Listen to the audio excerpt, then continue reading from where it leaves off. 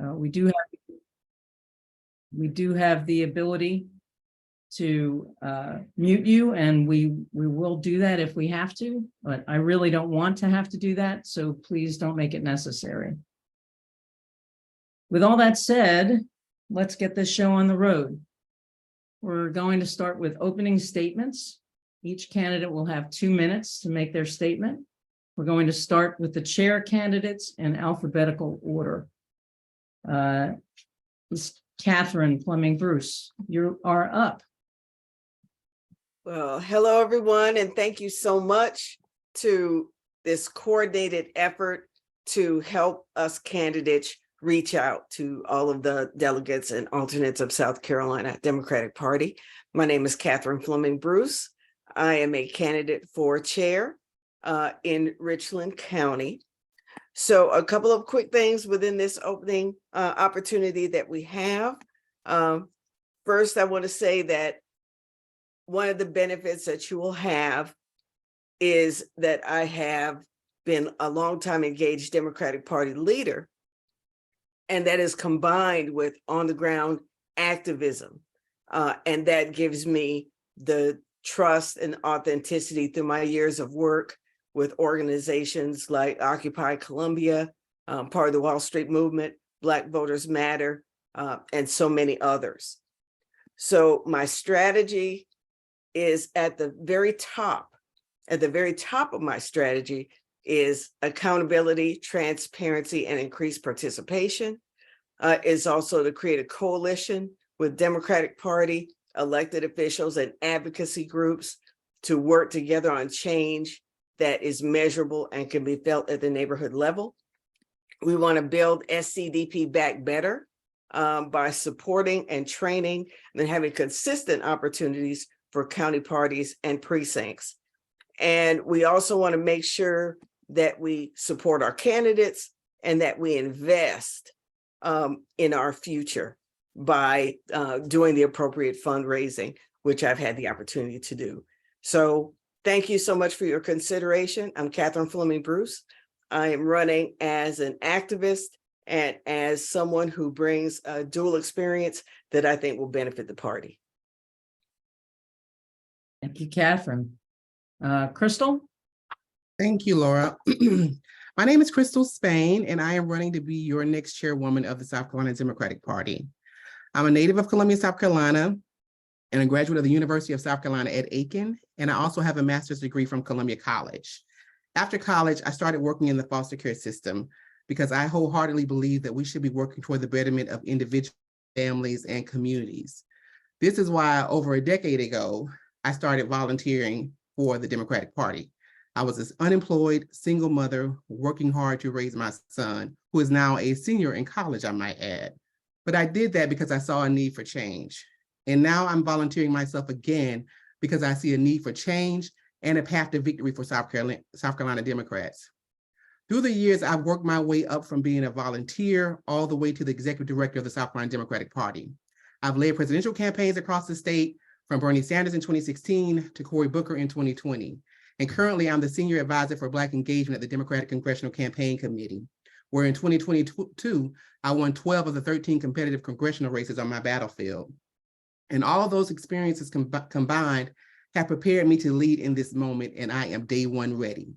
Those experiences have also taught me how to develop an apparatus that not only wins elections and recruits candidates statewide, but also helps us build the political will we need to be successful.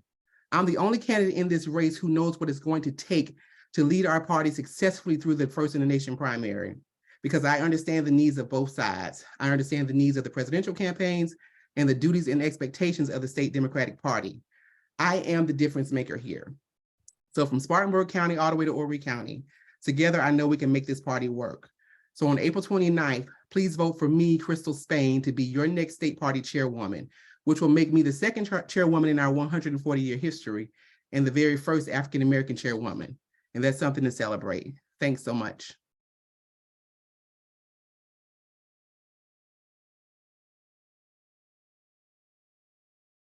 Sorry about that. And Brandon. Hey, can y'all hear me? Yes. Okay. Thank you so much for doing this, Greenville Spartanburg leadership. This is an amazing opportunity to speak directly to the people that make up our party.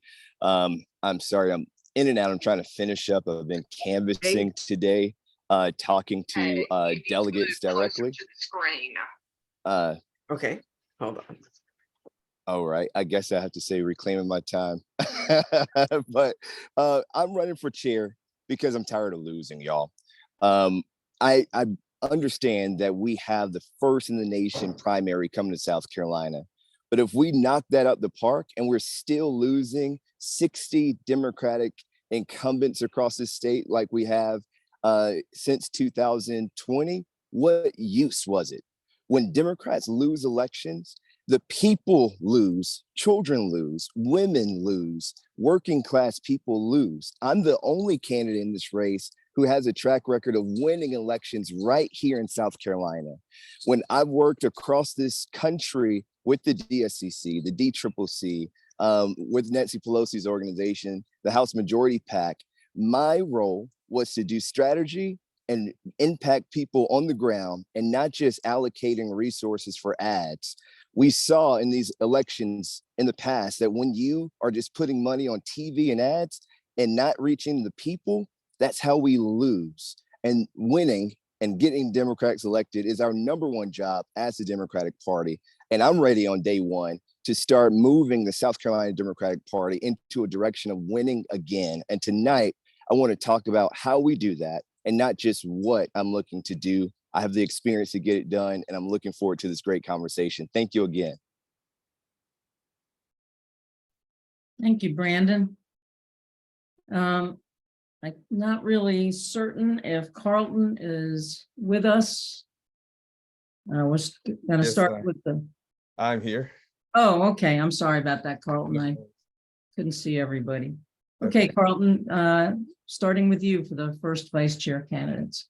Okay, thank you for allowing me to be here today. My name is Carlton Boyd. I'm a candidate for first vice chair of the South Carolina Democratic Party. I've currently served as the healthcare caucus chairman for the South Carolina Democratic Party. Over the past couple of years, I've also served as the COVID advisor for the South Carolina Democratic Party. I am a Clyburn Fellow, a CBCI graduate, in which I've learned how to fundraise, I've learned how to strategize and put boots on the ground. One thing I'll tell you about me that distinguishes me from a lot of other candidates is I'm not afraid to get my hands dirty. I will build from the ground up. And when I get to the top of that ladder, I don't hesitate to come back down to lend a helping hand. Please understand, the work that I have put in has not been in vain. The work that everyone else has put in has not been in vain. I am looking to lead the party forward. And when we lead the party forward, we will build and we will all be prosperous and on one accord. I'm looking to improve the message of the South Carolina Democratic Party. I'm looking to engage voters and also volunteers who feel like they don't necessarily have a place, but they want to have an impact and they want to be involved.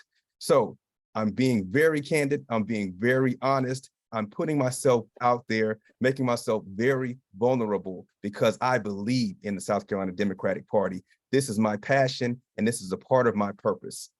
I am working hard to expand and do everything that I can and want the SCDP to be the best that we can be. Thank you so much. Thank you, Carlton. Thank you. Colleen Condon.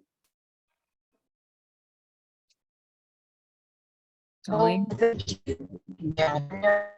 Colleen and Charleston. Well, you see the scenery going by that is not me driving. I am in the passenger seat. I've been out campaigning in Beaufort County just now. Can you hear me okay? Okay. So I am running for first vice chair. I identify as non-binary. That is my legal gender with the past board office and with the state Democratic Party. Therefore, I'm eligible to serve and run regardless of who is chair. But I am specifically supporting Crystal Spain and only wish to serve if Crystal is elected chair. I have been chair of the Charleston County Democratic Party. I am the only candidate in the vice chairs who has also served as an elected official. I was on Charleston County Council for 12 years, so I understand the needs of elected officials and that our job is to get more Democrats elected.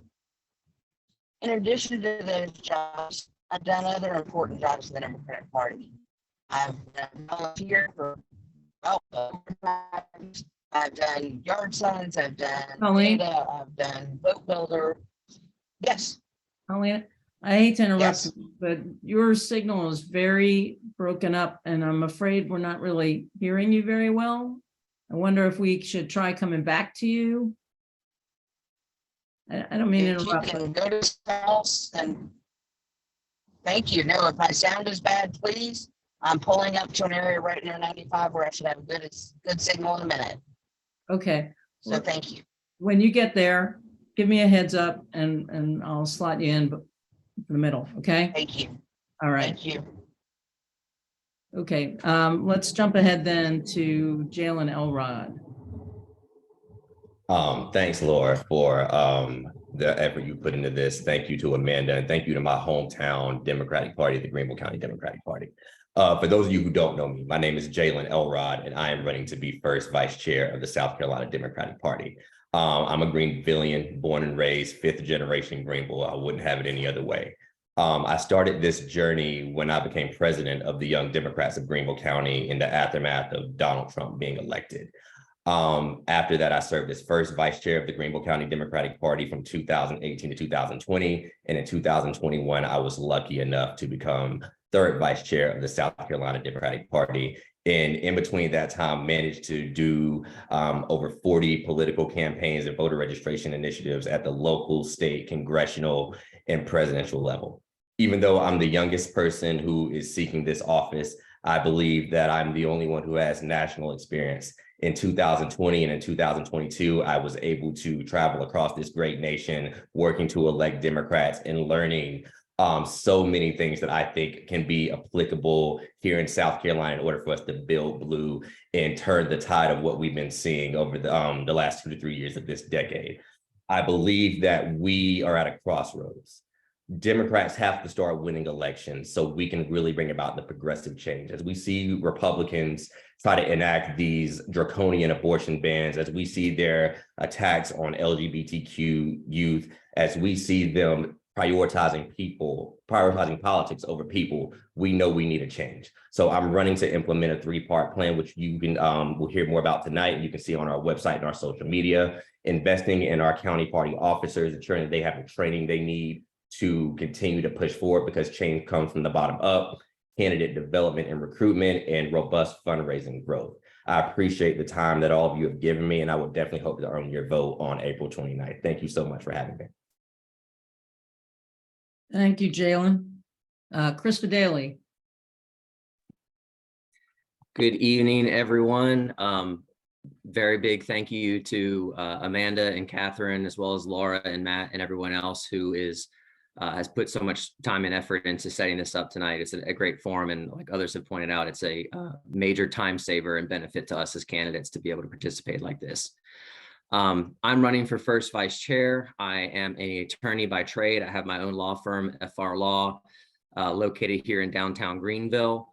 I have been an attorney since 2015. After law school, I ran for office for the U.S. congressional seat here in the upstate, the 4th district, which was Trey Gowdy's seat. I was his last opponent. During that time, I was also a member of the first class of the Clyburn Fellowship, which is something that I benefited from greatly. The people I got to know, people like Bree and Crystal, especially, who was the executive director at the time.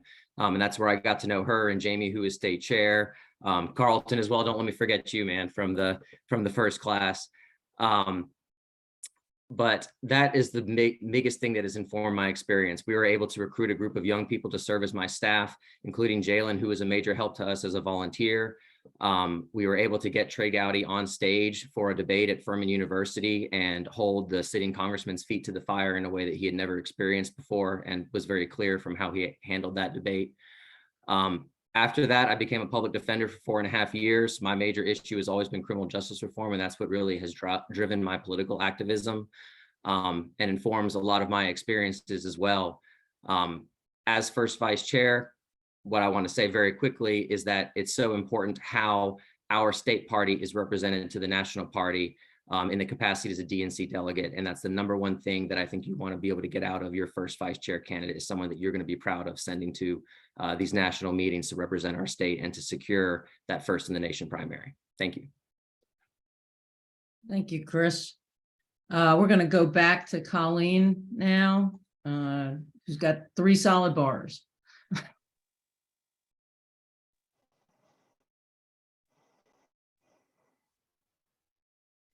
It doesn't seem to want to. There we go. Wanted to get it done, you me. I am Colleen Condon from Charleston. Sorry about that. Was down in Beaufort and didn't realize how bad the connection could be. I am running for first vice chair. I have served as chair of the Charleston County Democratic Party during 2019 and 2020, and I leveraged that to raise $290,000 with our team to be able to elect Democrats. I served on Charleston County Council from 2005 to 2016. So as an elected official who won in a Republican district that hasn't been won since, I understand how to get votes, and I understand the importance of field and how field doesn't just help one candidate, it helps our entire campaign, and we need to work together on that. I've worked in the state party doing voter protection, both on the statewide level as well as in Charleston level. By voter protection, that means I'm one of the lawyers when you call and say, I'm having a problem on election day. I'm here to watcher and this voter can't vote. I'm one of those people who've been calling for 20 years. I've been to the Democratic National Convention 3 times, twice as a delegate, once as a Rules Committee member. I'm ready to start serving on the DNC on day 1. I understand that we need to be electing Democrats better. And part of how we need to do that is have a 46 county strategy like I support, and Crystal Spain is running for chair and who I've endorsed. We need to make sure that all the counties have the support that they need. It's not the same. We have so much talent across this state, but we need to make sure that the volunteers have the support that they need, whether it's materials or training or just a coach. I certainly think former county chairs ought to be prepared to be coaching current county chairs so that we can help them better. I've also been very active in LGBTQ advocacy. My wife and I were the marriage plaintiffs. I've been advocating in numerous civil rights matters since then. I was one of the founders of the South Carolina United for Justice and Equality Coalition, where LGBT groups are actively campaigning and advocating for bills in the State House. I've been in the State House every week for the last 6 or 7 weeks.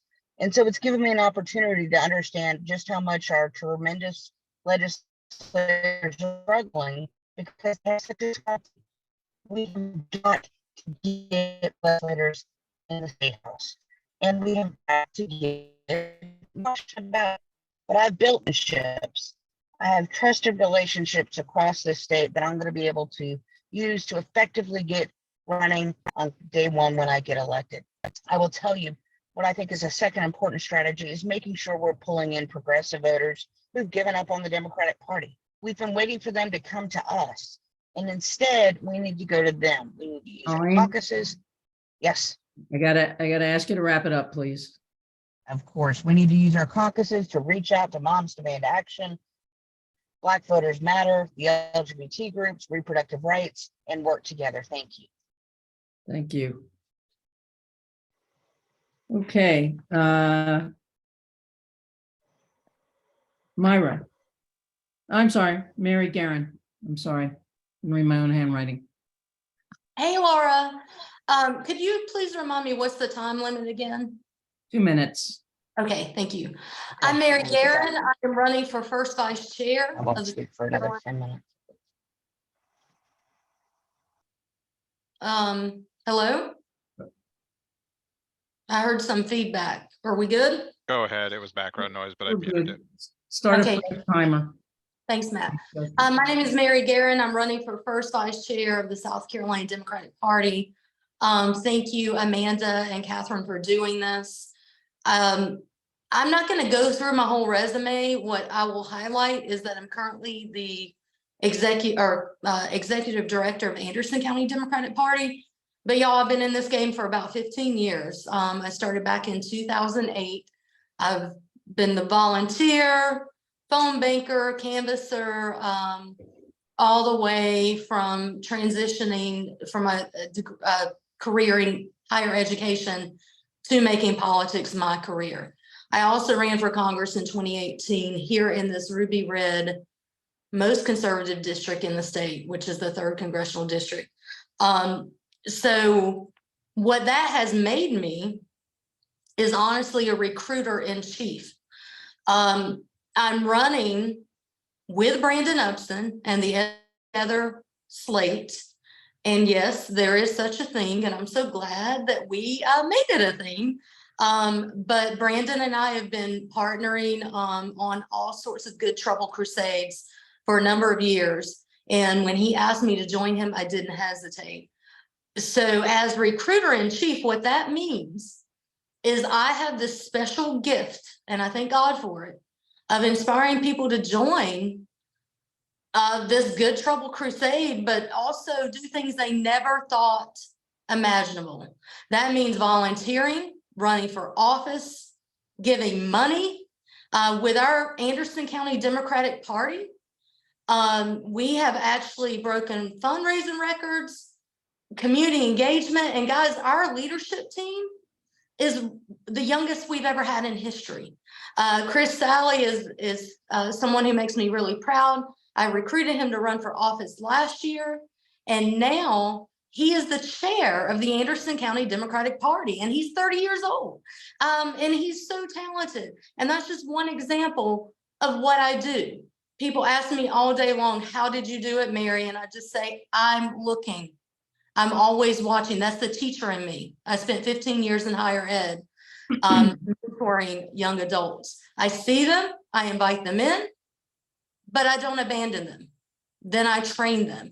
And the South Carolina Democratic Party has got to adopt these policies. I can't see if you've raised your hand, but feel free to call me if I'm up. I did, but I lowered it because I was going to have to jump in. Can you wrap it up, please? Yes, ma'am. Absolutely. So at the very end, I want to say where there is no vision, the people perish. And for us to win again, we must elect leaders who have the courage and energy to stand up to MAGA Republicans, who have the knowledge and experience to rebuild our party infrastructure, and finally, the vision that motivates, inspires others to join us. Thank you. Mary Guerin, First Vice Chair. Thank you, Mary. Archie Parnell. Thank you so much.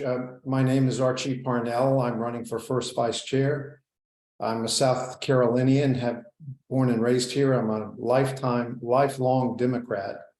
And I have both government and business experience. I started my career at the U.S. Department of Justice in Washington, D.C.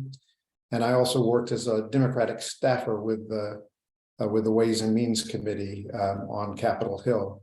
I've been with 2 different multinational companies in their tax departments. I've also practiced law, and I've taught law in law schools in both the United States and abroad.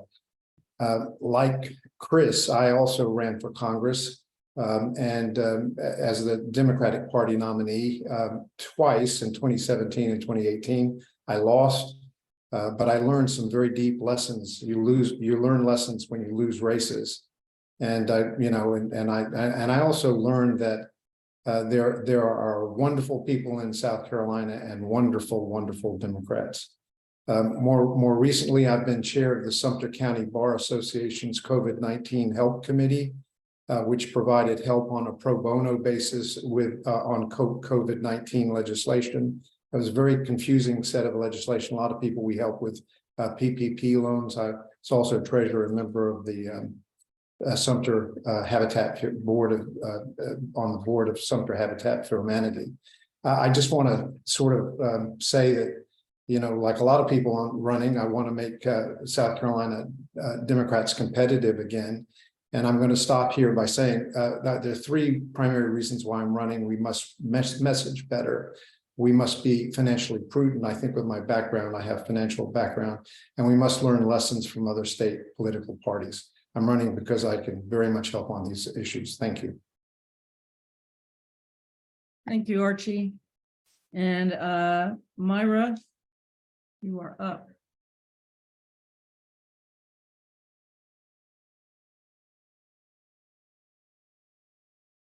Myra, you're You not, have you're to muted. unmute yourself, Myra, sorry. Start that timer again, Justin. Could I start? Well, thank you. Thank you again. I'm sorry for that. My name is Mayra Rivera Vasquez. I'm a community leader and a fearless advocate. I'm the former chair of the Beaufort County Democratic Party. Proud and humbled to say that I be the first Latina county chair in the state. I'm a community activist and a volunteer in several nonprofit organizations. Since 2014, I volunteer for our party. I graduate from the Clyburn Fellowship, served in the party as a member of the candidate recruitment committee. I serve as a Latino outreach coordinator for the Harrison All In campaign, a regional coordinator for the SCDP Voter Protection Unit. I was elected DNC national delegate in 2020, and currently I am the Hispanic Caucus chair. As a county chair, the past 4 years, I was county chair from 2018 to 2022. Showcases my experience in how to partner with community leaders, how to lead a team of activists, to work towards common progress, and how to communicate effectively with different audiences. As a first and second vice chair, I'm offering proven leadership, a strong record of accomplishment, and a clear plan to revitalize our party. I will inspire and empower all our candidates and county parties with new resources and tools. I will build and maintain a grassroots plan, engagement plan with other politicals and community groups, and establish a powerful messaging to communicate our values and stopping the GOP branding us. I will support and work with the party chair to ensure transparency and accountability, but most importantly, I will guarantee that every voice will be heard and every voter will matter. I know it's hard to live blue in a red state, but if we're working together, establishing a powerful message and fighting the righteous battle, we could make a change. I'm humbly asking for your vote on April 29 as a first or second vice chair. Again, my name is Mayra Rivera Vasquez. Thank you. Thank you, Myra. Okay, to the second vice chair candidates, starting with Myra. Well, again, just to give you more information about myself, I have a BA in economics. I have a master's degree in international law and trade. And I have a Juris Doctor in law. When I was a county chair of the Beaufort County in 2018, we increased our voting turnout in 58.6. All our candidates increased our voting turnout from 25 to 35 to 40 to 45. In 2020, during the presidential primary, we were the third county with the highest turnout. During the pandemic, we opened 2 offices. We have more than 200 volunteers. We have 2 or 3 poll watchers in our 95 precincts. We increased the voter registration in 25%. The Latino voter turnout was 59%. The Black vote was 38%.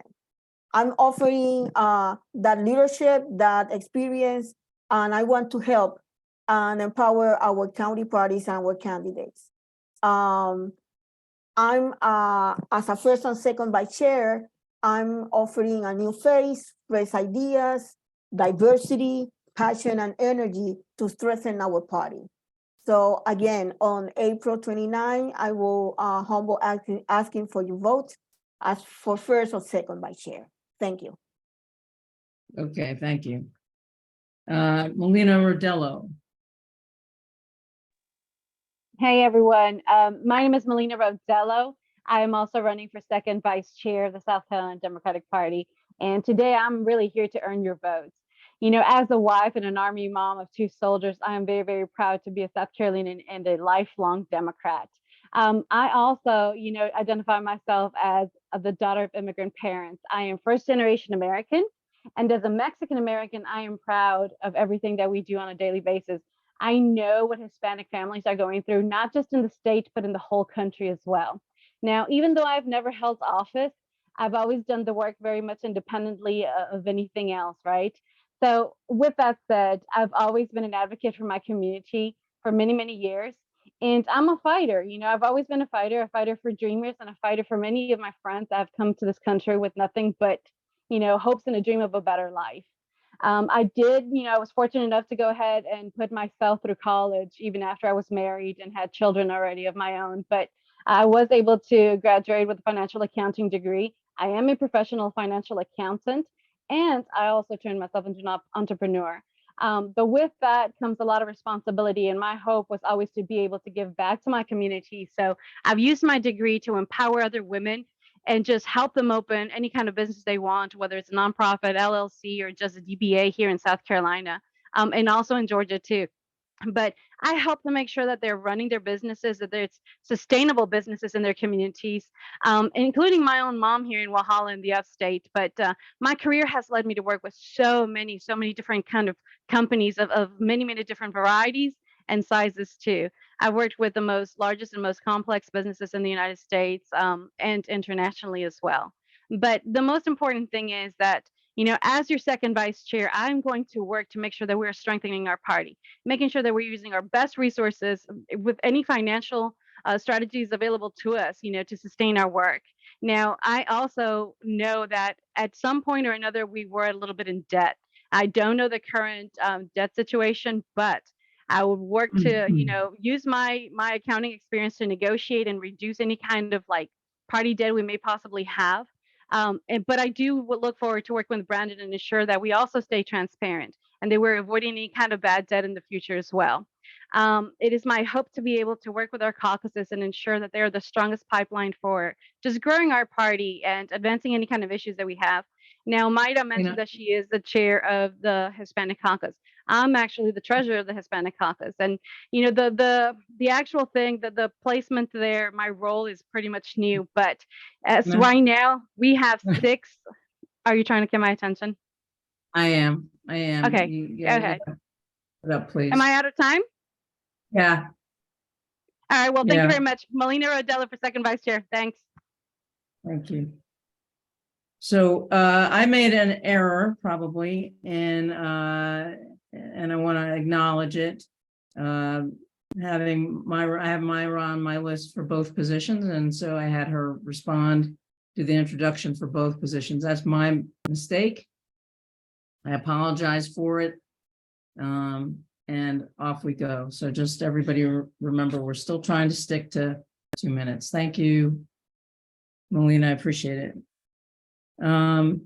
Then we have the third vice chair candidates, starting with Michelle Brandt. Hi, everyone. My name is Michelle Brandt. I am a wife and mom of 2 from Charleston County.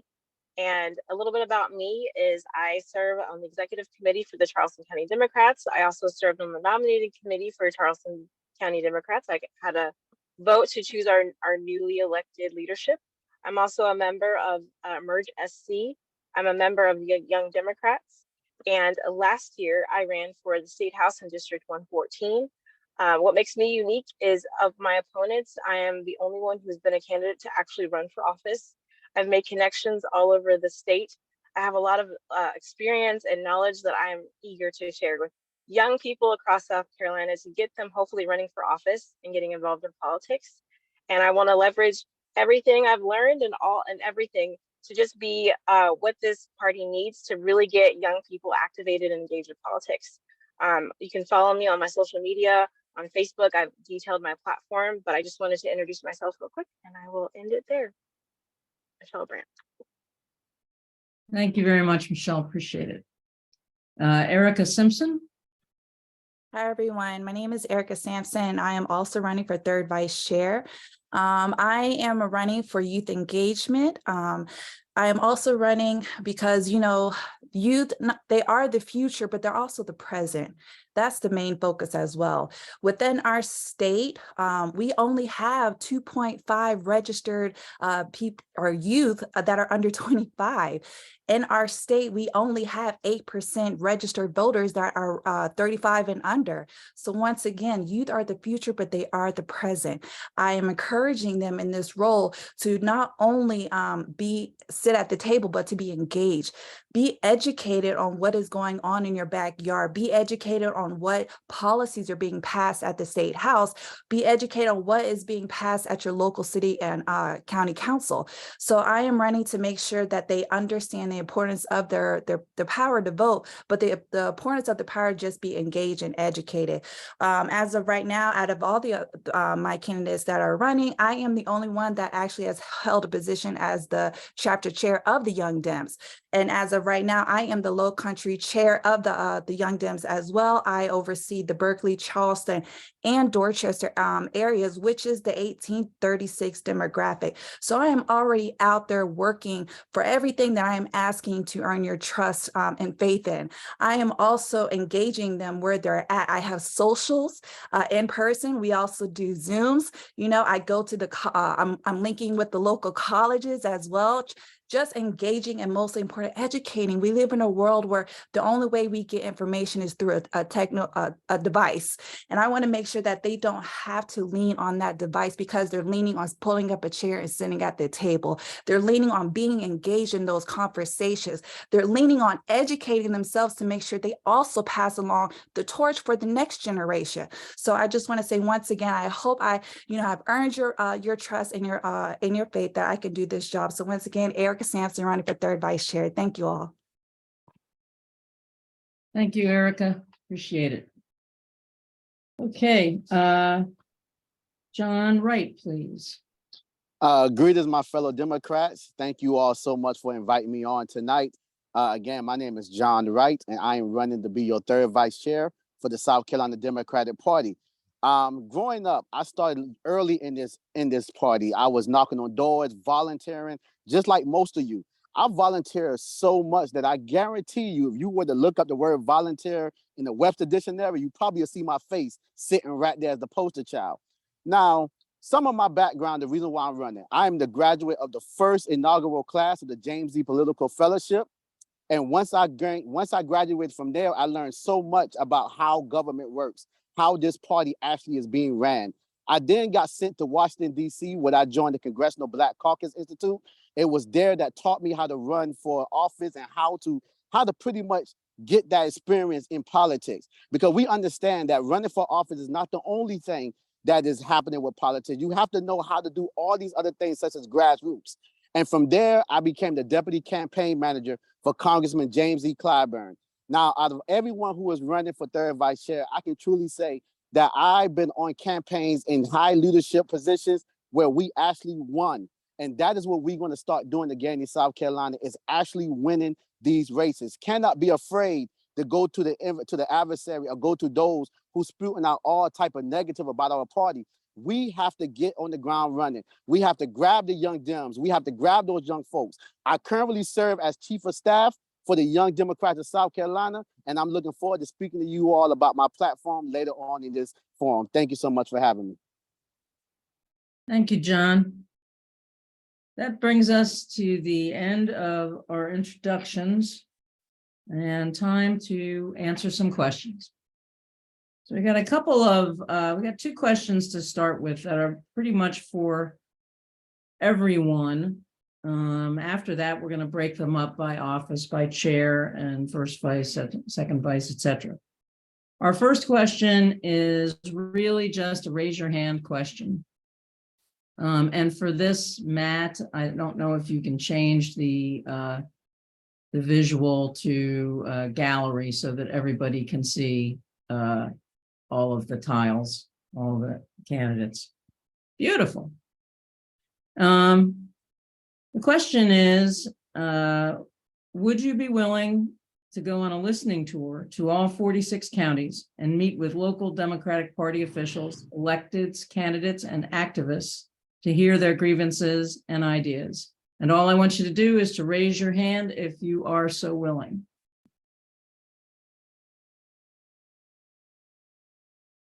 Okay, excellent. That looks unanimous. We have total agreement on question number 1. I think we're off to an excellent start. Question number 2, and we're going to start with the chair candidates, and we're going to go in rotating alphabetical order. So Catherine started the last question, the last round. This will be start with Crystal. Name the candidates that you worked for, either paid or as a volunteer in the 2023 general election cycle. Say what they were running for and whether or not they won or lost. In the 2023 or 2022? Did I say, I'm sorry, I wrote 2023. 2020. We're there yet. 2020.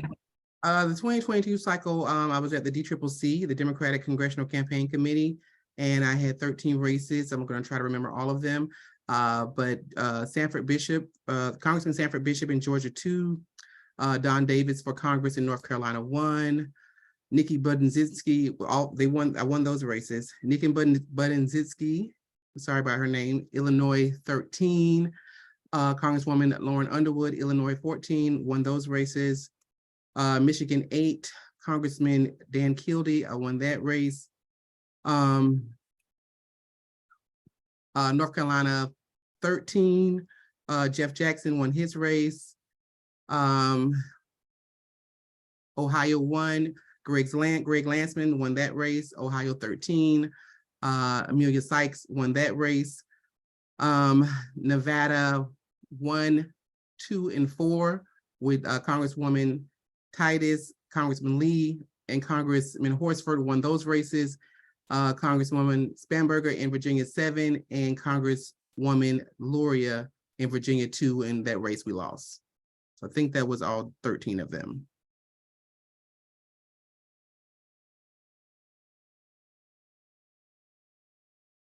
Thank you, Crystal. Brandon. Yeah, I'm over here and I have my camera on. You saw me with my thinking face on here. So there was a special election that took place 2 days after Christmas with Tamika Obing down in Georgetown County, where we flipped a Republican seat there. Going back then in Florence, it was LaShawna Neesmith Jackson. We flipped a Republican seat there. Then we held the line with Gilda Cobb Hunter and Russell Ott. I worked directly for them. Then with my organization, I worked with the House Majority PAC. And excuse me, I came to a Starbucks to try to have a good place to finish this. But with the House Majority PAC, we worked with Don Davis in North Carolina, Abigail Spanberger in Virginia. We held both of those at-risk congressional seats. And then had a few primaries in Georgia. What I'll do, can I put them in the chat? I can pull them into the chat. Put them in the chat, that'd be great. Yeah. Millicent Middleton, I supported her. Yeah, so it's a lot of races, but primarily in just as many races inside of South Carolina as I had outside of South Carolina, across North Carolina, Virginia, Georgia, and Florida. Okay, well, that it? I don't want to interrupt you, but thank you, Brandon. Okay. And then I guess we'll circle back to Catherine as we're in the chair group. So Catherine, you go next. Okay, thank you. And of course, 2022, I was a candidate for U.S. Senate. And in that race, during the first primary contest, I came first in that race, even though I was outspent by 3 or 4 times by my major opponent, who is a sitting legislator. So after the primary, after that race, I worked with Swing Left, which also works with the DCCC and the DSSC and other groups to provide opportunities to support battleground states.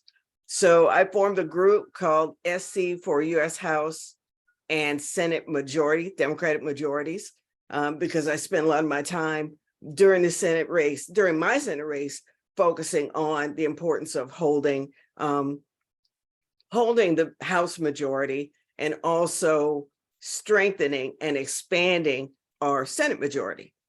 So I worked with 2 Senate races that won those races. One was John Fetterman and one was Raphael Warnock. We actually got a call to come down to be boots on the ground in Georgia during the runoff. And we took about 10 people from South Carolina, all over South Carolina, to be boots on the ground, made sure they had the funding and all the support they needed to help win that race. So we were in Cobb County and we made sure that we contributed to the success of that race.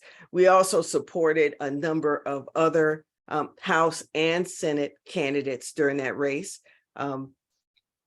And I think one of them was Elaine Luria and Nikki Bedinsky. We actually had a panel, a Zoom panel, where we helped raise funds and help talk about the importance of the House majority. So we had Annie Andrews, Judd, who was our South Carolina folks, and we had Elaine and Nikki. And Nikki, of course, won her race and Elaine did not.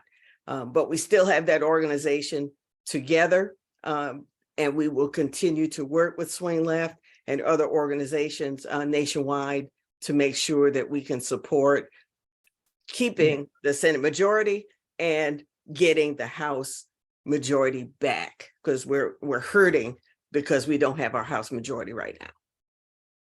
Thank you, Catherine. Okay, on to the same question for the first vice candidates, starting with Colleen. Yeah, let's start with Colleen. Laura, can I make a suggestion? I'm so Sure. sorry to interrupt. We Sure. are about at our halfway mark. And I know Okay. there's so many questions to get through. So candidates, we're going to ask you if it's possible to keep these answers to a minute. We know you've done such incredible work, but you also know that there's some pretty deep questions awaiting you that we want to be able to ask you individually. So if you would honor that and so we can get through to some of the questions that are coming directly from those participants on this call, we would so greatly appreciate it. Okay. Excellent. Back to Colleen.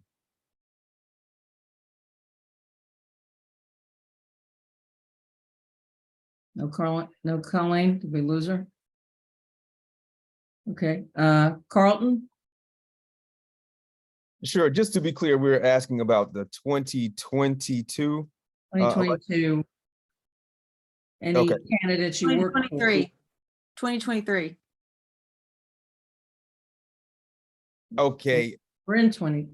right. Sorry, you're right. Sorry. Yeah, It's not 2022. a mistake, obviously. 22. No. Sorry. No worries. So meaning all. the past election, and I'll go from there. Being myself a gubernatorial candidate for the state of South Carolina, number one, I worked on my campaign and offered myself to become the governor of South Carolina. I was not successful as successful as I would have liked to be, but that did not deter me. What did I do? I got right back to work. So post-primary, I began to work for Majority Whip Clyburn. And we did everything that we could do in the 6th in order to get him reelected, and that we did, and we were very successful, and thankfully so. He is now serving as the senior Democratic leadership in South Carolina. And while I'm here, I mean, I still have time. I just want to use a point of privilege to point out some of the things that came from that were the Honorous Bill. We talked about how families got various stimulus checks that helped families get ahead. Mothers with children were raised out of poverty. So I won't spend all of my time talking about everything, but I mean, just keep in mind that these are the benefits that come from such campaigns and winning campaigns and elections, because elections have consequences and consequences do matter. And there are gonna be a lot of opportunities in the following questions for you to spotlight those things. Okay. Thank you. Okay, thank you. Yes, ma'am. Okay, Jalen, Yeah, can you hear me? I can. Awesome. I worked a lot of campaigns through my job. I work for Four Direction Vote, formerly Four Direction Native Vote, because we expanded our reach. And we traveled across the nation last year working on key Senate campaigns. John Fetterman in Pennsylvania, Catherine Cortez Masto in Nevada, Mark Kelly in Arizona, Raphael Warnock in Georgia. So those were some of the places that I was working in. And of course, all those races were successful. Last May, I was sent up to the Minnesota 2nd Congressional District to get Never Trumper on the ballot to help out Angie Craig, who was a sitting congresswoman up there who at the time was endangered. She won her reelection and I managed a state Senate campaign in Delaware. Unfortunately, we didn't win, but I do believe that experience is the best teacher. I think it's important that I take the lessons from these successes and these failures because it was a national experience that allowed me to take new ideas and new perspectives from all across the nation and see how they can work for the betterment of the South Carolina Democratic Party. Regarding volunteer work that I did, I am the current 3rd vice chair of the South Carolina Democratic Party. I'm the only person in this race who has experience at state party leadership. And I did pretty good amount of volunteer work while I was campaigning across the nation for Annie Andrews down there in the 1st Congressional District and for Joe Cunningham, who was our gubernatorial standard bearer last year. So that is my experience in a nutshell, wins, losses, and all of the above. I appreciate you giving me the time. Thank you, Jalen. Chris? Thank you, and I appreciate the question. Since I ran for office in 2016, I have not been employed working in politics. It's something I do as a passion and a hobby in addition to my legal work. A lot of my advocacy now I try to do through the law practice. We represent a lot of Spanish-speaking people in court who we frequently see having rights violated and not being treated the same way as English-speaking people. So we've made a lot of inroads with that. We work with an organization that's based out of the upstate called Hispanic Alliance, which has been a very crucial partnership for us, and working with other attorneys to serve that particular community, as well as reaching out more broadly and getting, the everyday justice in the courtroom, whether it's representing people accused of crimes or people who've been victims of crimes. Thank you. Thank you, Chris. Mary? Hey, guys, I was not employed by any candidate in the 2022 cycle. I have a lot of experience working with candidates across the country, including Senator Warnock. I partnered with Brandon and Amplify Action in 2021, that first flip that we were able to make in the runoff. And let me tell you what I did in 22. I worked and trained Anderson County Democrats, something that I've been doing. I started as a volunteer, and then once I learned and ran for office and all those things, I shared my skills, not just with Anderson, but guys, I ran for the 3rd Congressional District. And a lot of you don't realize that encompasses 11 counties. There are so many candidates who have run just since 2018 when I ran and told me, Mary, you inspired me to run. So last year I recruited. I said, I'm the recruiter in chief. I recruited volunteers, donors, and candidates. In Anderson, South Carolina, three of the only 11 state house candidates, only 11 of 36 were contested. Those 3 of the 11 came from Anderson. So I appreciate all this national work, and I have that as part of my resume too, working with Senator Booker, developing and cultivating a relationship with him that is still strong today, and many other folks across the country. But guys, what are you doing in South Carolina to win elections? That's what I want to know. What are you doing? And I want to say this one last thing. Thank you, Laura. I hear you. The one last thing is, are you Have you been, before this race, recruiting candidates to run in South Carolina? Have you been supporting them and training them once they have committed to that? And let me just tell you, have you You're even gonna have to wrap it up. I'm sorry. I'm just one last point, and this is an important one because some of the folks on this call, the candidates, have not even been delegates to our convention in the last many years. So my question. Oops. Okay. All right. Well, we're gonna go back to Colleen. Laura, did you let that last part be heard? Because, you know, you did give another candidate extra time. So I wanted that very last thing about delegates to be heard. Mary, your time was up and we had to mute you. Okay. Which delegates were even delegates last year? I'm sorry, which candidates were even delegates last year? Y'all do your homework. Thank you. Thank you. Colleen? Thank you, Laura. I have, last time I worked on voter protection, which of course helped every candidate in Charleston County. As a lawyer, that is something I have committed to in every single election since I got out of law school in 2002, except for the 3 that I was running as a candidate myself. I have not taken a paycheck on a campaign in, gosh, over 30 years. And I have been a delegate regularly for the 35 years I've been eligible in South Carolina. Thank you, Colleen. Archie? Thanks. In 2022, I focused on local races, and I supported Lisa Ellis. We needed a good Secretary of Education. I also supported Phil Leventis, who ran for the school board in Sumter, South Carolina, and at last I supported David Weeks, who ran for the State House. Thank you. Thank you, Archie. And Myra. Sorry. Okay, thank you, Laura.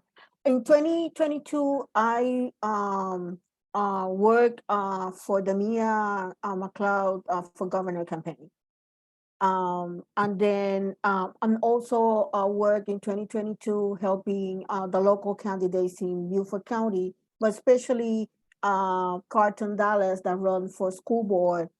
He won that election. I've helped him doing bilingual campaign in English and Spanish.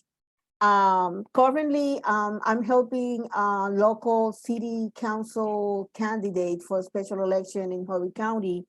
And I am the chair of the candidate recruitment committee in Beaufort County. We already interviewed one person that he's gonna be filing for Congressional District 1.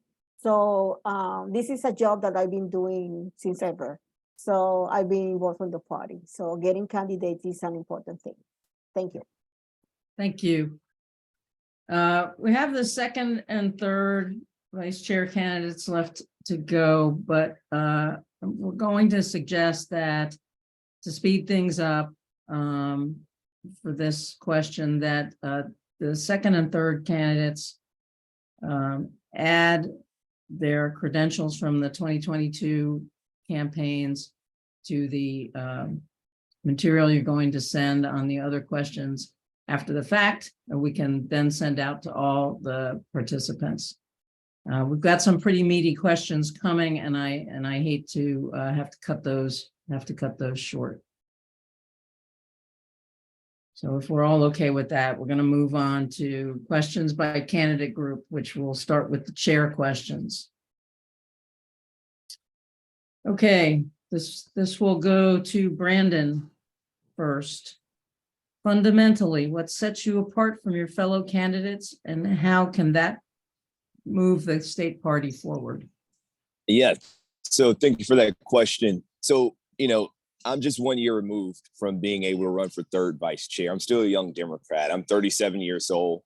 Although, I do have a resume that rivals my two opponents. What sets me apart primarily is my unique understanding on how to win tough races here in South Carolina. I've done it over and over and over again. I also have built organizations that have been responsible for winning elections and flipping seats. I understand how to get the South Carolina Democratic Party back on track. And I want to say, how do you do that? The how, like I said, I want to talk about that. You know, how we do that is to, one, get our party on track financially, rebuilding our partnership with the unions, labor unions, and our partners across the board.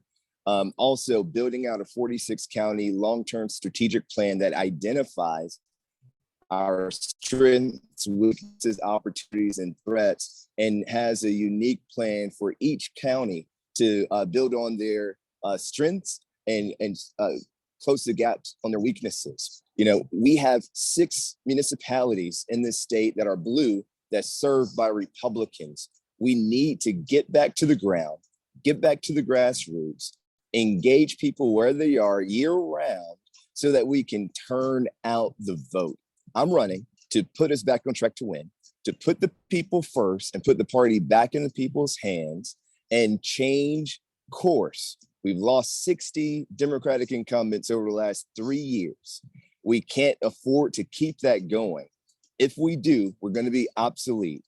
Winning is the #1 priority, and positioning us to win should be front of mind, because otherwise we're going to be obsolete, guys. I can't stress that enough. So who's winning in South Carolina is what you should be asking, and how will they get us to winning as well? I'm excited for the next question, and I'm looking for something deeper and harder to talk about, because I don't think we should be wasting people's times with softball questions. Thank you. We'll look for something tougher. Okay, to Catherine, please, for the same question. What sets you apart from your fellow candidates, and how can that move the party forward?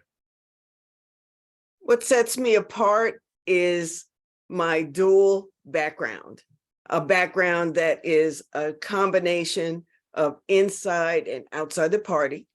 And also what sets me apart is that I believe that people in South Carolina have lost confidence in politics and in the Democratic Party. And if we want to win them back, we have to win them back by being committed to the issues and making measurable difference in people's communities.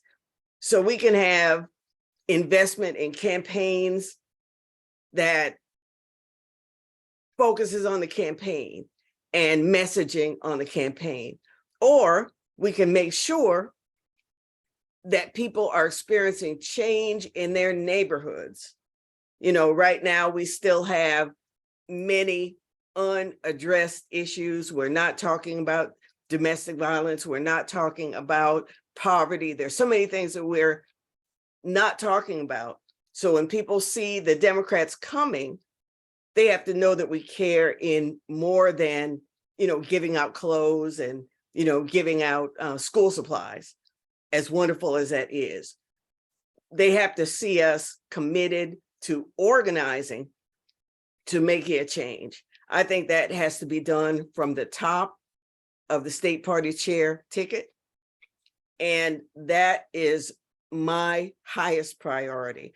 And I think winning elections and having a successful first in the nation is going to be made more successful by having that priority and that commitment led by somebody who has been doing that work on the ground for a number of years, for more than a number of years. Thank you, Catherine. And Crystal. What sets me apart is my experience, my professional experience, my lived experiences. I have built my career unknowingly from the ground up. I've worked from a volunteer to answering the phones, to moving boxes, to being the point of contact for county parties. So I know what the county parties, what that struggle looks like and how we can help from a staff perspective. My resume is tangible. The things that I have done for the state party, I'm the only candidate here who has put on a state party convention. I know what work goes into that. I'm the only candidate here who has moved a delegation across the country to a national convention. I'm the only candidate here who has managed a seven-figure party budget. I'm the only candidate here who has done that state party fundraising. So my experience sets me apart from my opponents. Like I said, I am day one ready to lead this party forward. And I'll also add that I'm the only one who has developed and implemented a successful strategic strategy that has won elections. And I ran those off from my experience in 2022. Thank you, Chris.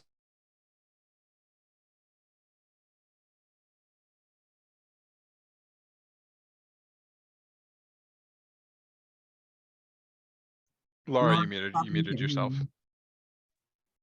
Very sorry. We're going to go back to 1 minute per answer to try and make sure everybody gets to answer all the questions, and certainly that we get through to the second and third vice questions. So this one will go to Brandon.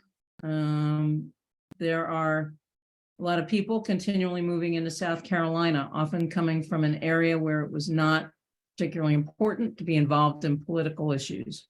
What specific strategies do you plan to use and distribute to local Democratic organizations to engage and activate potential new South Carolina Democrats? Awesome. Thank you for that question. So first and foremost, I just want to correct the record for Crystal. She's not the only one that's ever done a strategic plan that led to victories. That's what I do. And I've done that. That's why people hired me. That's how Nancy Pelosi found out about me to bring my organization on board last year. So I've done that and also helped Texas with their strategic plan, which did great for them. If you look at my experience and what I've done, as the chair of the Black Caucus, we started out with 50 members. Now we have 250 members and over 900 people have joined our caucus. Or over half of those people were never involved in the Democratic Party before. How do we do that? We went outside of our bubble. We went to where the people were, from Charleston to Aiken to Dillon to Gaffney. You know, we went and found folks who were standing under the tree on the corner, talk to them about the issues they care about. If we're not talking to people about what matters to them, which was the name of our listening tour, what matters to you, we are missing the mark.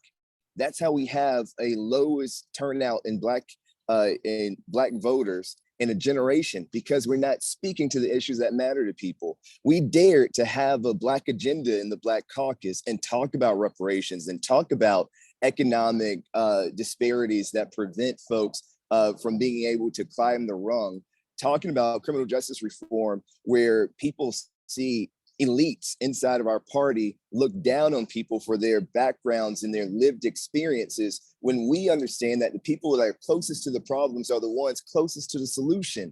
When we include people, open up the doors to this big tent, welcome them in, then we can grow our party. But if we keep going the way we are, we'll continue to shrink. And please go to our website, check out our platform, scforwardtogether.com. It has a 9-point plan of how we get the party back winning it again. Thank you. Okay, same question to Catherine. So how we're going to engage people. When I worked with Black Voters Matter, one of the things that they did was not to take the issues to people. They came into communities and they asked the question, who's doing the work? So often we overlook folks. There are people already doing the work in every community. How can we support those individuals? How can we resource those individuals so that their work is lifted up? that is what I would use as my strategy to make sure those folks are engaged and to bring what they bring to the table back to the party. There's something that they can teach us. And if we realize that there's something that others can teach us and we invite that in and support that, that's going to be the measure that makes the difference. And in addition, we have to make sure that we're not just talking about people's issues, that we're working to make sure in a collaborative, collective way to make sure that those issues are measurably changed. And that Democratic Party is seen as doing that work. Thank you very much. Appreciate that. Crystal? You know, we do that by year-round voter engagement. And as the senior advisor for Black engagement at the DCCC, that was what I was tasked with, moving Black voters from those GOTV targets to persuasion targets. And what the plan that I developed and implemented was about engaging Black voters early and often. And we can do that here in South Carolina, not just with Black voters, but voter engagement, period. And the way we reach voters where they are is by doing research. We haven't done research here in quite some time, so we don't really know what's top of mind for our voters. So we do the research, we implement our 46 county strategy, and we start talking to the voters. The research that we did last cycle, looking back, when we started engaging our voters, they were with us. When we stopped talking to them, they were no longer with us. So it really is the year-round voter engagement that we have to do across a broad spectrum. And I do want to point out that Mr. Upson said that he worked on a race that I worked for at the DCCC, and I was just curious as to when he did that because I was intimately involved in that race. The Don Davis race that you mentioned, Brandon. Okay, thank you, Crystal. Appreciate it. So we're gonna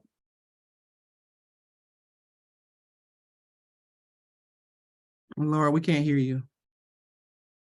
We're going to change things up a little bit and move to involve some of the second and third vice chair candidates with a question. So we'll start with Melina with this question. Sorry. South Carolina is a more diverse state than many people realize. What is your strategy to recruit diverse candidates from these communities to run for local office? All right, well, thank you for the question and thank you for allowing me to speak. First of all, I think it's very, very important that people realize that I am a Mexican American and that my parents were immigrants. And that comes in very, very handy for the second vice chair position, especially when growing our party with the Hispanic and minority voters, basically. Right now, we are seeing a record low voters. So my hope is to be able to inspire other people and not only inspire them, but really give them the tools that they need to become educated, to feel that they are able to become involved, and then feel that need that it is their fiduciary duty and their right to actually be a part of what we're doing. They've been outcasted for so many years that it's going to take somebody like me who personally knows what they're going through to really come in there and just pull them back in. Yes, ma'am. That's my answer. Thank you very much. Appreciate it. Thank you. And Myra? Yes, definitely we have to approach our minorities, especially diverse like Latinos, Asian Americans. One thing that we could do, I've been doing that since I was the county chair in Beaufort. We have to meet the organizations that attend and serve all those minorities, but we have to go there and listen and earn their trust and help them on the issues that everyday people have. And then from there, we could explain to them how the importance to getting our votes. We are at 6% of Latinos in South Carolina. 72% of them didn't vote in 2022 because we never engaged them. They don't feel that they have a place and a seat on the table to be heard. So I think the first thing that we should do is using all the organizations that we have in the party, especially in the young Democrats, college Democrats, and doing focus group with all those minorities and going to the community. We cannot expect that they come into us. We have to go there, listen, help them, attend the everyday issues, and then from there we could get them engaged to register to vote and vote Democrat. Thank you. Thank you very much. Moving on to the third vice chair group, and starting with Michelle Brandt. I pose this question. It's integral for the party's survival to get young Dems involved, particularly young Black Democrats. As third vice chair, what fresh strategy would you provide to attract and engage younger generations and have them rise to the challenge as the Palmetto's leaders of tomorrow? Thank you for the question. So my platform for third vice chair is threefold. I'll just briefly touch on that. So building a candidate support network, increasing civic education, and also boosting youth voter turnout and engagement. So to engage with young people, I would invoke a strategy of utilizing the SCDP website and social media to educate young people on what the issues are, how civics in South Carolina works, how they can get involved on bills, and where to intercept these bills in committee, the best strategies to get involved with your legislators and the like. And you have to go to the kids. You have to go on the college campuses. You need to go in high schools to engage with these students. And I'm running out of time. I want to be respectful of everyone's time. So I'll leave it there, but I do have strategies to engage the youth. Thank you very much. And Erica? Yes, so my first plan is to make sure that all county parties even have a third vice. I say that every time, the questions like this come along, because I definitely want to make sure I'm transparent on what my goal is, because every county party has a chair. They may have a secretary, they may even have a treasurer, but they lack that third vice, which is youth engagement. So my goal is to make sure that in order for our county parties to be to have that success and to set them up, is to make sure that I'm providing them and recruiting and engaging and just finding somebody to fill that void in order to be able to do what the job description entails. I am also, like I said, I have the skills and experience as the Low Country Vice Chair right now. I am engaging on a local platform, making sure that everyone is included. But yes, that's part of my plan. Sorry about that. Thank you, Erica. And John? Thank you so much for that question. I'm gonna start out by saying I do agree. One of the things I'm going to do is make sure that every county has a representative in the third vice chair position. But not only that, when we get these folks, in order to get them involved with the party, we got to first believe in the message that we are saying. We actually have to know how this party operates, which is why I am so grateful for the experience that I have within the South Carolina Democratic Party and in the Democratic Party as a whole. In order for us to educate young folks and get them involved and get my classmates and our comrades involved, we got to believe in the message that we are saying, and we have to be passionate about it. And that is one of the things I'm going to do as third vice chair, is build the morale, show the passion, and actually believe in the message that we are giving. Thank you very much. Okay, going over to first vice candidates.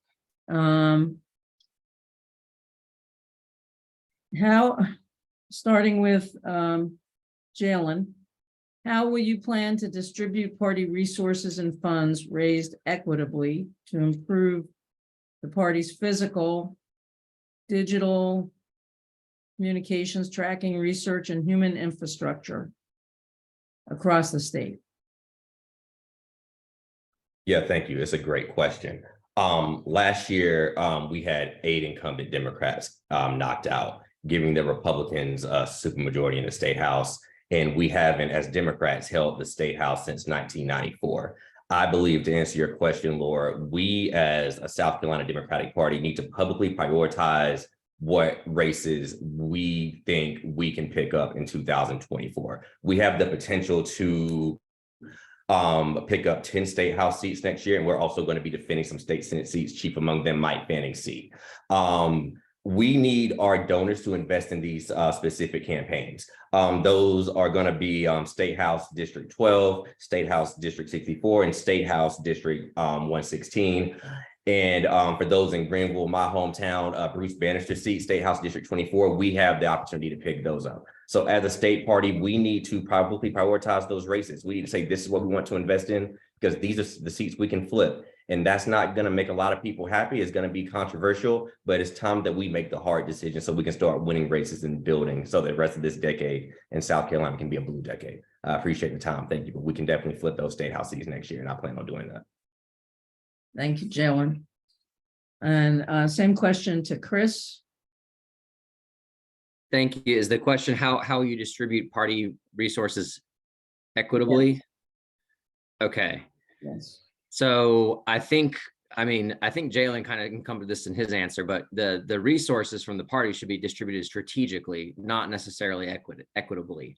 While I do think like it's important to reach out to places where we haven't been challenging, and I was a long shot candidate in a 70-30 Republican district.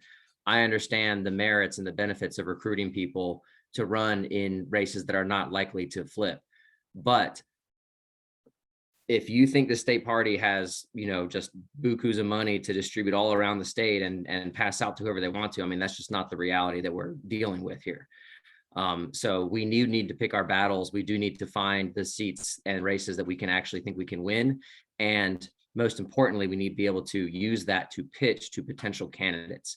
Candidate recruitment is I can tell you, very difficult if you do not have a pitch to sell them on the viability and the support they will get in a race. And you're more likely to get quality candidates for flippable races, which is the ultimate thing you want, rather than a bunch of non-viable candidates in races that aren't serious or things like that. We have to pick our battles, and we don't have the resources to fight every single seat. Thank you, Chris. Mary? With all due respect to my friends Jalen and Chris, y'all know I love you. But I beg to differ. I have been listening to delegates across the state for months. Keep in mind, SC4 together entered this race on February 4th. And what I hear over and over is that they want to see a Democrat running in every race. Even our friend Bakari Sellers says the same thing, for those of you who still like him, by the way, because I do. I think he's awesome. But that's one thing he told me. He was like, look, we got to be running these folks.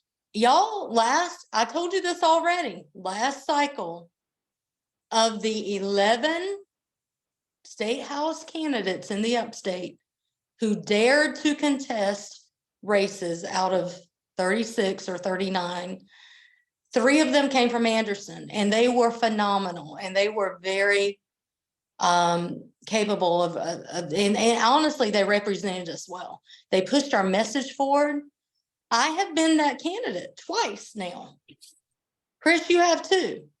I worked my ass off, y'all, and raised $300,000 back in 2018 in the 3rd Congressional District. That was a lot of damn money, and it took me 19 months to do it. But I did that on my own. I got no help. And honestly, back then I didn't expect any. Imagine what our candidates could do with the state party help. It's not just a donation. We know there's not enough money. I'm not living in La La Land, but we can actually provide them with training, resources. And I'm gonna tell you something. One of my favorite candidates in Anderson, not gonna call him out by name, but he could not even get a state party leader to call him back. Not even the guy that grew up in his hometown. We can do better. Thank you. Thank you. And Archie, please. Thank you. Obviously, financial resources are not limited, they're finite, and we have to make judgments. And judgments are always difficult. I don't particularly like the notion that everything should be top down, that strategy is made at the top and it's dictated down. That's I don't think the complete answer. It's part of the answer. It has to be bottom up. You have to make sure that there are candidates that are working themselves to raise money, that are working hard to raise funds and that sort of thing. So like with everything in life, it has to be a balance between bottom up and top down. And we've got to just be smart about it. Thank you very much. Thank you. And Myra? Yes. I think I agree with Mary that we have to have candidates every position from the top to the bottom. That's the way that we engage the people, our Democrats, the counties get motivated and going out to vote and get registered. I think it's important that the decision of distribution is not should be from the top leadership. I think we should have meetings with all the county parties and see how many candidates they have, how are the necessity, and then making regional meetings with the county parties, because we chair as a county party, sometimes we chair candidates with other counties.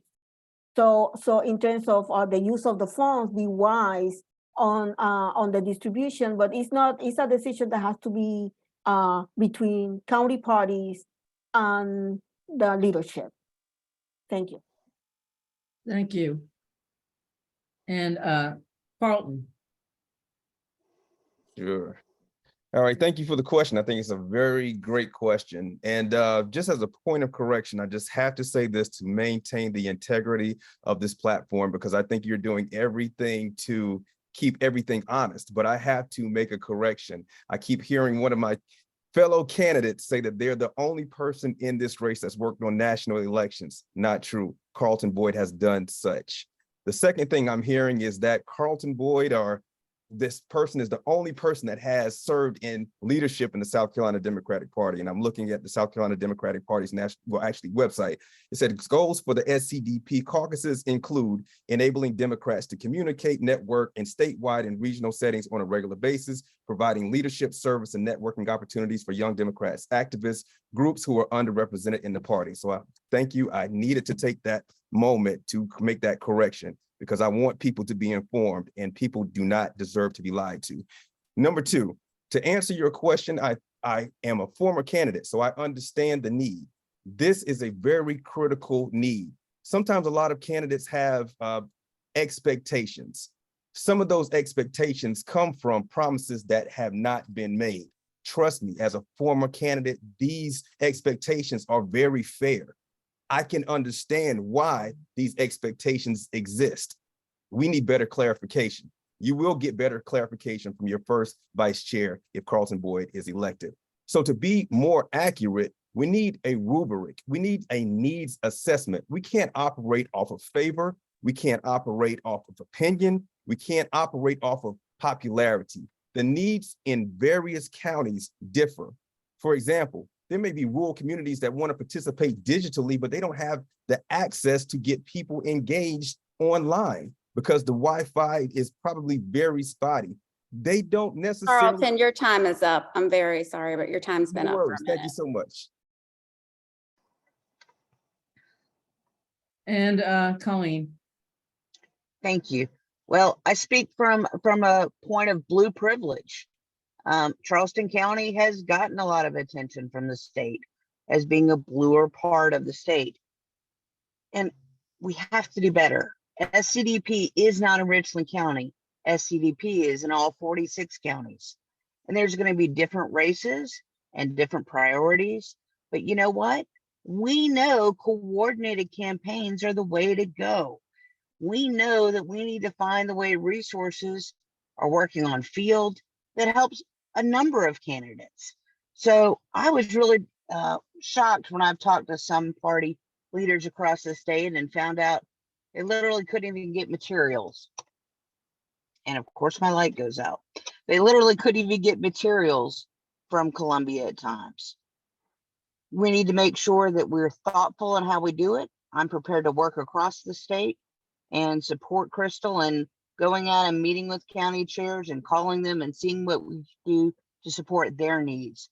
SCDP needs to have offices across the state, needs to have infrastructure in place year round. That's how we're going to engage new voters. That's how we're going to engage activists.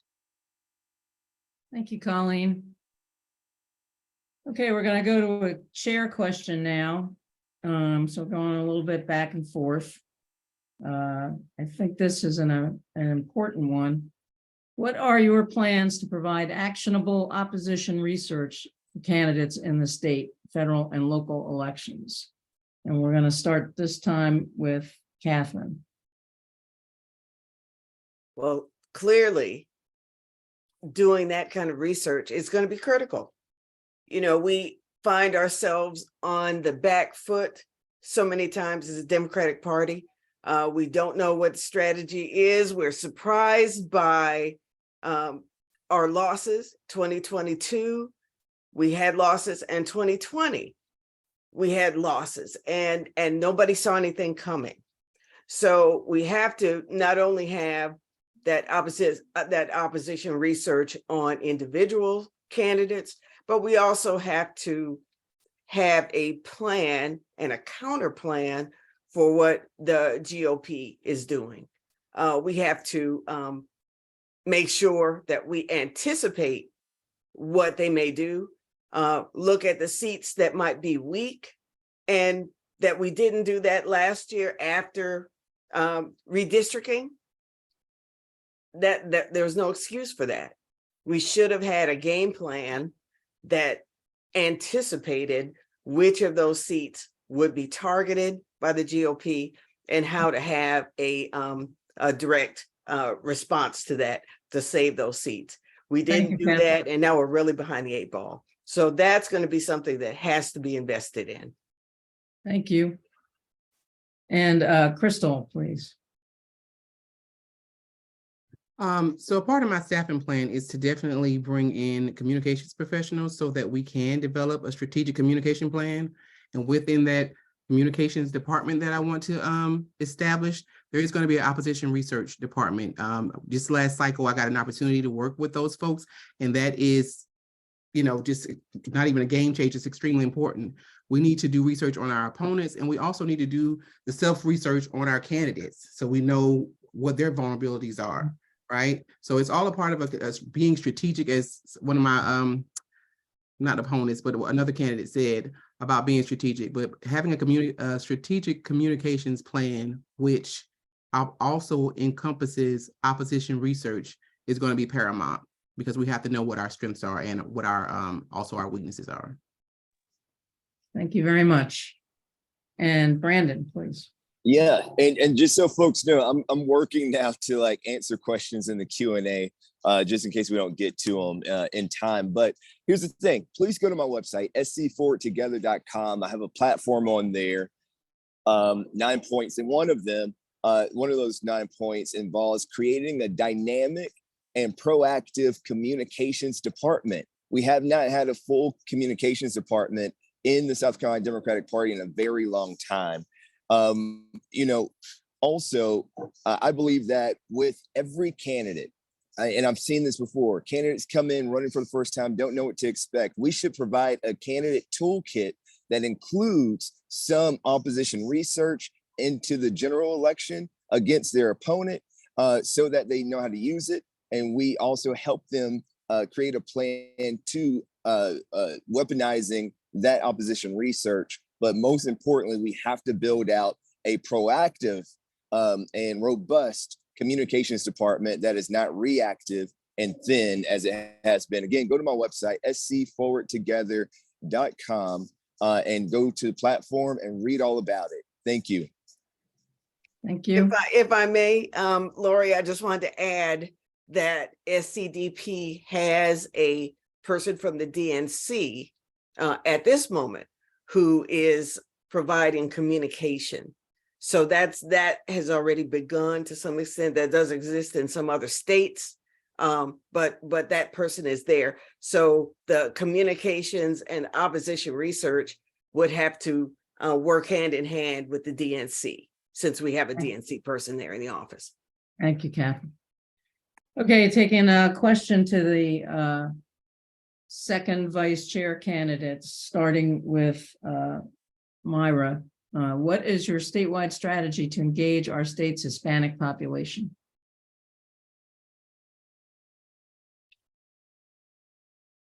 Okay, the first thing I will do is meeting with all the county parties to explain how to engage the Latino vote, the voters. We are almost 6% of the population, around 40 to 43% of that population are eligible to vote. I think it's important that as I said before, that in addition to a meeting with the county parties, we have to meet with all the Latino organizations, other organizations that serve Latinos, in order to listen and to learn about the issues and then engage them and involve them in registration and getting out the vote. Thank you. Thank you. And Melina? Yes, thank you very much for the question. So one of the things that I think about as a Hispanic, as a Latina, I grew up in a household where my parents had their green cards but were unable to vote. So when it was time for me to vote, I had to go educate myself on how to do that and become aware of the candidates and do my own research. So my full thing here is that I not only want to engage with the people that are eligible to vote, you want to bring them into the Hispanic caucus and tell them about the SCDP and stuff. But I think it is very, very important to go even deeper into our actual communities and start by allowing those parents to know what their options are, to then trickle that information down to their children that are probably in middle school and high school, eligible to vote, but are not yet being motivated to do so. So when we think about growing our Hispanic Latino community and their vote, I think that for example, I can serve as a leadership role for them and make sure that we are communicating not only with each other, but I can communicate to them in their own language. And I think it starts with the parents, regardless of their immigration status. Thank you. Thank you. Okay, we're gonna go back to the chairs for this one. What can you do to bring the SCDP together as one? And are you willing to work with the other candidates if you are not the victor in this contest? And we'll start with Crystal. Thank you. What I've done in the past, in 2015, when I resigned from the Democratic Party to join Bernie Sanders' campaign, because it was important to me to talk about criminal justice reform. When I was invited back to be the executive director, I had no idea that I was going back after I left, but coming back, it was a bit of a contention. It was tension between, two sides of the party. And I really had to work hard to make sure that folks didn't feel left out because they supported one candidate over the other. And it took a lot of work and a lot of effort. And so I'm prepared to do that again to make sure that we bring our party back together, because we can't win divided. We can't succeed divided. We have to move forward as a united front. And that's why my motto is United We Win. And that's why I'm running the way that I'm running, trying to make sure that that we stay together as one party. Thank you, Chris. And Brandon, please. Yes.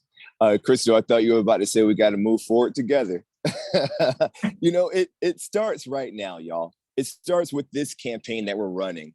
The toughest job for the next chair of the South Carolina Democratic Party should not be bringing us back together. The way that we run our campaigns gives people the precedence or the example of how we should treat each other. We should treat each other the way we want to be treated.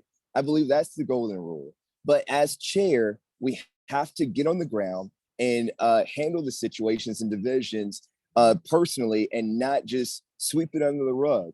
In order for us to do this, we have to go to these counties with the divisions and have those conversations, bring people together and find common ground that we can agree on and move forward together on. But it starts now. And then once the chair gets elected, they have to address it no matter where it is and not continue to sweep it under the rug. Thank you. Thank you, Brandon. Here's another one for the chairs. I have to answer that first. Oh, I'm sorry, Catherine. I apologize. Yes. Okay, I'm going to go back to the that part of the race that Crystal talked about, the Bernie and Hillary division. And I was able, with several colleagues, to put together a group called Just Democrats, because we were concerned about the divide and we wanted to come up with an initiative within the party that would help address that and help bring that together. So we formed Just Democrats. We had events around the state. One of the events actually featured the special election that took place that Archie Parnell was in, and some other candidates. But we focused on building that bridge and bridging the divides within the party. We had a couple of events. The party did not opt to continue to support that engagement, but that is the way forward, is to have those kind of initiatives. When I was a 2020 delegate, I again came up with an initiative that we call the National Coalition Delegation, where we brought Biden delegates, Bernie delegates, Pete Buttigieg delegates together to be able to have conversation and to work, including creating a video program that talked about the Biden administration. So I'm the candidate that has done that bridge work, and I will continue to do the work to bring everyone together. Thank you. Okay, how do you plan to finance policy goals and objectives that you've outlined in your platforms? And we'll start with Brandon. Awesome. And so I answered one of the questions that was put in the Q&A that talks about how I want to get us sustained. Because here's the thing. Right now, our state party only has about $35,000 in operating expenses. That's not enough to even get us through, 2 more rounds of payroll. We got to turn this financial ship around. Again, in the Q&A, I talked about that, but we have to get our operating cost stabilized. And I want to do that for the next decade. How do we do that? Partner with unions. I've been talking to them about making a 10-year commitment to us, $1 million each, $100,000 a year. Our operating expenses is $600,000 a year. We get that covered. Then the rest of the money that we bring in can be focused on our programs, our policy initiatives, but most importantly, strengthening our county parties. We have to strengthen our county parties, create a grant program that once we do our long-term strategic plan for the counties who have these tactical operational strategies, they can submit a grant to our state party and say, I need $10,000. We can say, we can't give you the 10,000, but we can give you 5. But what we will do is help you raise the other 5.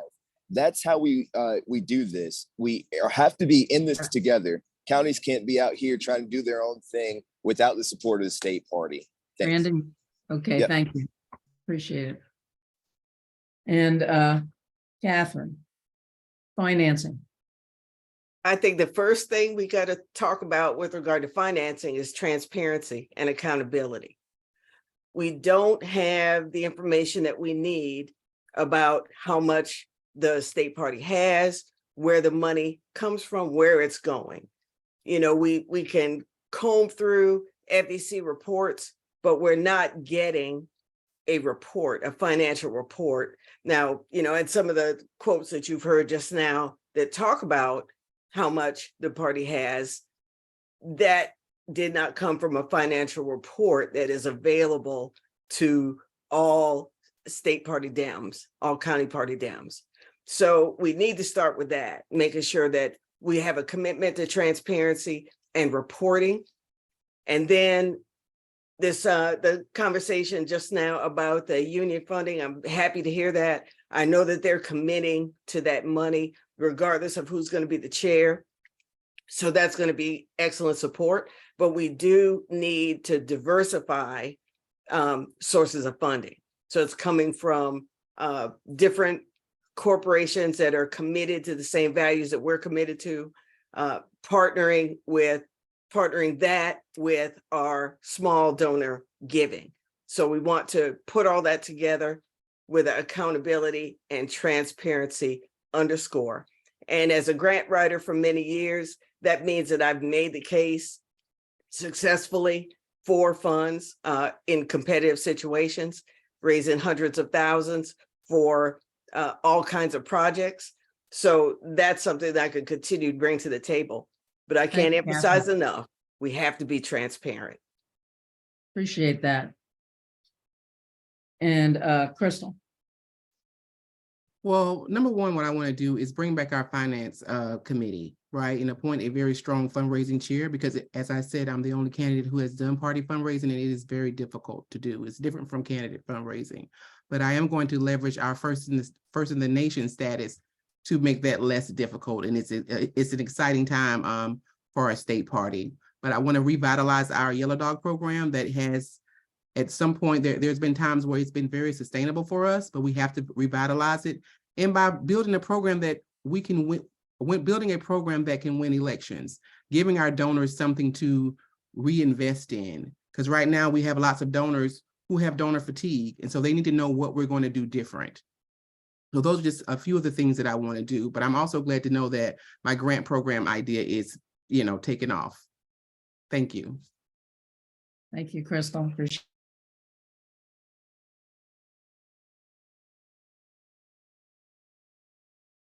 All right, got time for two more questions. One's going to go to the third vice and one to the chair candidates. So for the third vice, starting with Erica.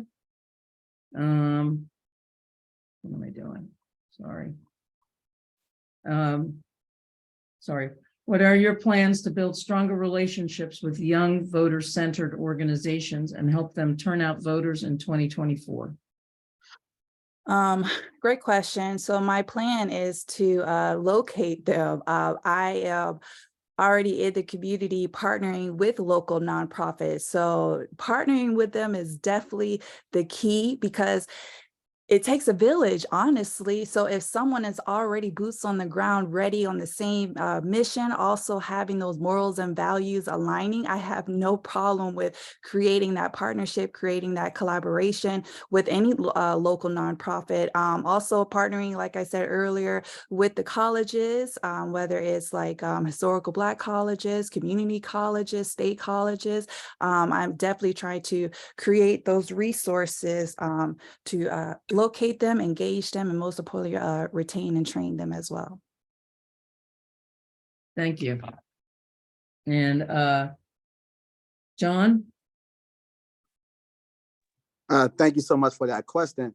One of the main things I would like to do, because right now I am in the community and have already started partnering with various organizations, but I'm a believer that if it's not broke, don't fix it. So we will definitely take the young Dems of South Carolina and we will continue to organize and we continue to have events such as listening towards for the youth, going around to different counties, sitting down with these colleges. I'm an HBCU graduate.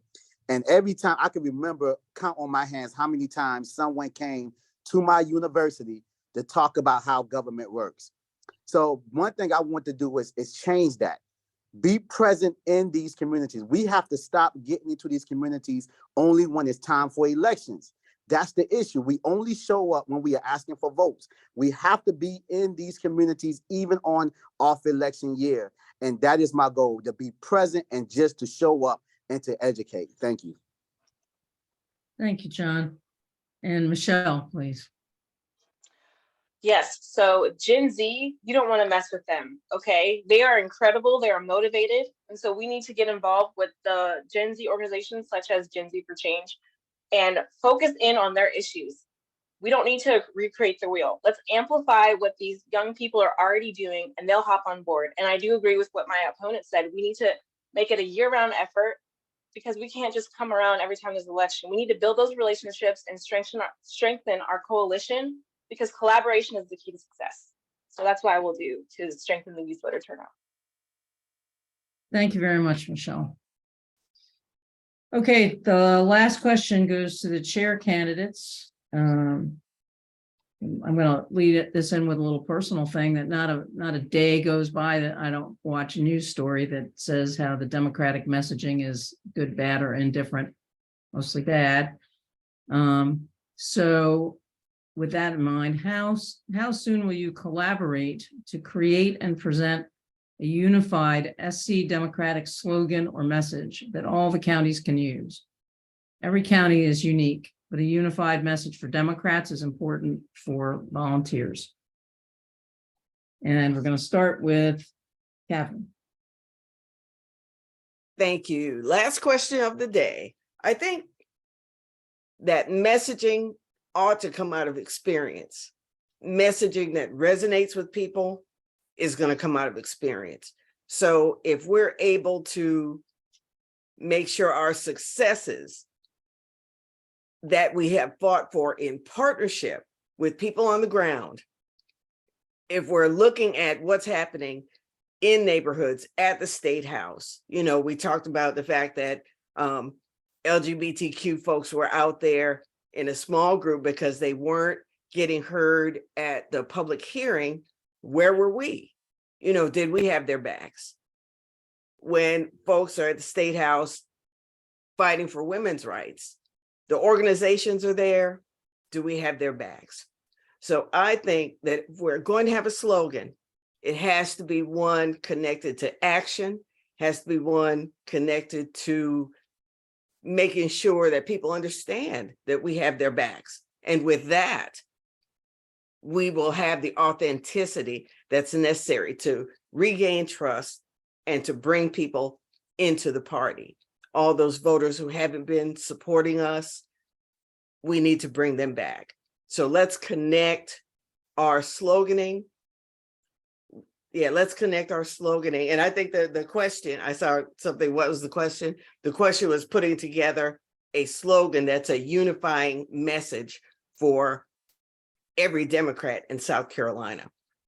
So certainly inclusiveness is part of that, and connecting back with action and measurable results and value systems. That's what we need.